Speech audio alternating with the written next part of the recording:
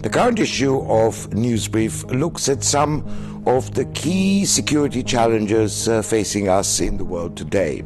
We have an article that looks at the prospects for cooperation among the Gulf countries, the so-called GCC groups, and tries to see whether there are any lessons to be learned from the European experience, both successes and failures, in terms of regional coordination in the Gulf.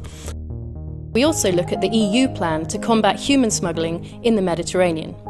We look at the details of the plan itself, the likely issues around its implementation, and we question the extent to which it's likely to be able to address the root causes that continue to drive the flow of migrants across the Mediterranean into Europe.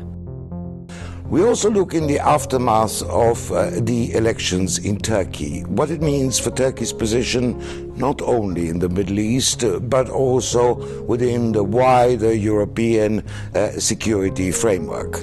And we take another look at the Baltic States, at the provision of their security and at the growing noises from Moscow about the relationship between the Baltic States and their former colonial power. We then look at an issue of growing prominence in policy circles, and that is the illegal wildlife trade, now worth over $10 billion every year. We look specifically at attempts to counter poaching in range states, the bias in these efforts towards militarised responses, and the need to balance these with soft security development work with local communities.